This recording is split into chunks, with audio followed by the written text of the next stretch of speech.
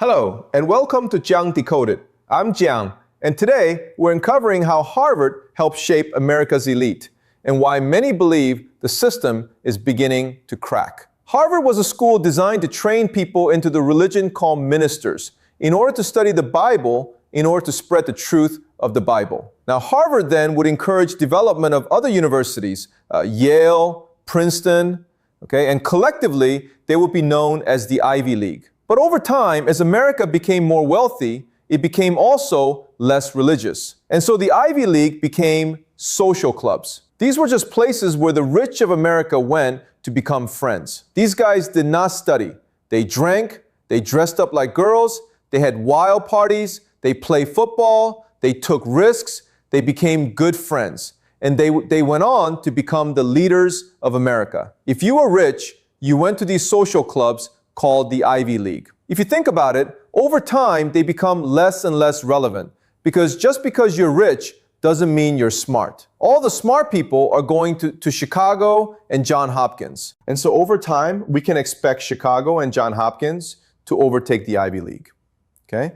And that's why Harvard decided to institute scholarship programs. So he wanted more smart people into campus. Okay? And this created something called the SAT. Okay? This is the origin of the SAT. The SAT was founded as a scholarship program to identify the best and brightest students from all over America so that they can come to Harvard and help Harvard be the best university in the world. Before their kids could just go to Harvard and have a great time. Now it's hard for them to get in. They have to take a test. And also they're in class with smarter people. On one hand, it wants the best students in America, but on the other hand, it still wants to maintain good relations with its alumni.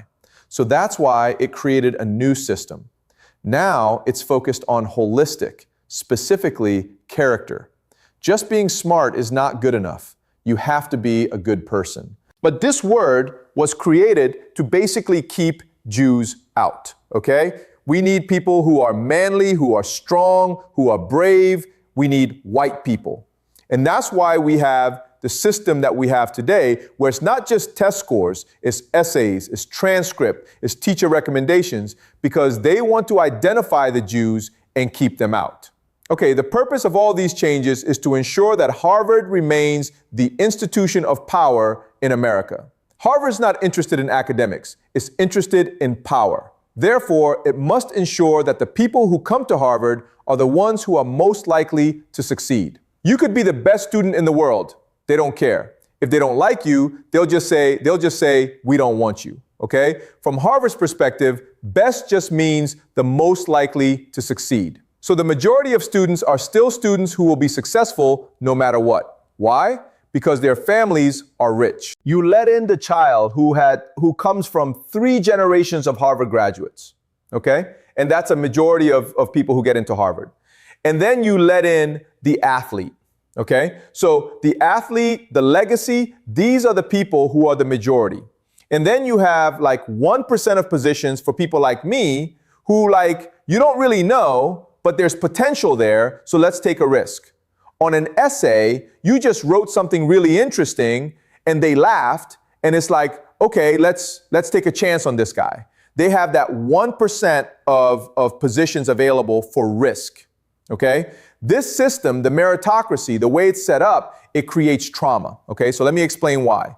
So let's look at University Yale. Then we'll look at high school, okay? Then we'll look at parenting. Okay, so you think, oh, you get into Yale, you can just coast, you're happy, life is simple, okay? The fact of the matter is that when you get into Yale, Yale is actually the Hunger Games. Have you read the book, The Hunger Games? It is a relentless competition because once you're in Yale, you're still competing. But now you're competing against the most competitive people in the world, okay? So maybe at the school, you can be the best student. Your parents love you, you have lots of good friends, you had a student government, you feel really good about yourself. You go to Yale, and you recognize that you're a nobody. Your parents are far away, and you're now in competition with the best students from all around the world who all want to kill you. Because it's a zero-sum game. okay? Only strong or survive outside the classroom. You're competing to get into clubs and something called secret societies, okay? But you're also competing for graduate school, for law school, for medical school, for scholarships like the World Scholarship, okay? So Yale, it sounds nice. Once you get in there, from the first day, it's an endless pursuit of achievement. It's just competition after competition after competition. Wherever you go, you're being judged by someone.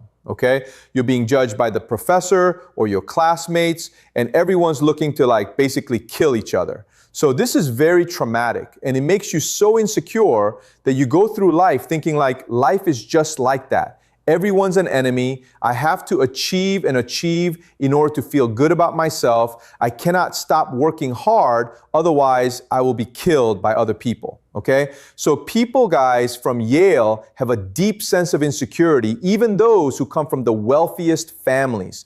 They're always looking to achieve. And that's what Yale wants. That's what Harvard wants, because these are the people who will be most successful in life. Okay? They're not happy with $1 million. They want $1 billion. To get into Yale, you have to go for high school, and high school has to train you for Yale. So it's also a competition, also a Hunger Games, to train you for high school. Your parents have to have a different parenting system. Okay? So I'll give you 2 examples of parenting. Okay? The first system, which is a healthy system, you say to your child, I love you unconditionally. No matter what you do, I will support you. I will always be here for you. And if you say that to your child every day, your child will be happy, fulfilled, secure in life. But the person will probably end up as a teacher. Now, you can also say to your child, I don't have time for you, but if you win the swimming competition, or you place first on your math test, or if the teacher say nice things about you, they'll take you for ice cream. And so it's a system that neglects the child while at the same time demands the child. Okay? And this is trauma. Most kids will be traumatized by the system. But there are some kids who will thrive in the system, and the trauma will encourage them or drive them to achieve and achieve and achieve so that they get into Yale, so they can compete the Hunger Games, so they can go on in life and compete some more. And this is what we call the meritocracy. And as I'll explain to you later on, it is destroying America and the world. The success of the Harvard alumni is just incredible. The most billionaires in America, Harvard graduates. More billionaires than any other place. Okay? 127 billionaires in 2024. Second is Stanford, all right? No one else comes close, $30 million. Still, Harvard is number 1, okay? All right? So their graduates are the most successful in America. But it's not just rich people. Everyone in the American elite, okay, most of them are graduates of the elite universities. Why the meritocracy is so great? It creates this extreme inequality in America. It destroyed the school system because all people care about are the grades now, right? People don't even care about learning anymore. All they want are the grades. Traumatized children. Okay. If you look at the rate of mental illness in China, in America, it's just insane. Death of American dream and social mobility. You're not going to be richer than your parents. You're just not. Contribution of wealth, power, and status in the 1%. The richest get richer. Political divide between left and right. Okay, so you have all these political divisions right now in America. Corruption. So Wall Street just steals and steals and steals, and no one can do anything about it. Destruction of American identity. Globalization, immigration, woke ideology. Okay? Incompetent mismanagement. You look at COVID. You look at the fact that America now has $37 trillion in debt.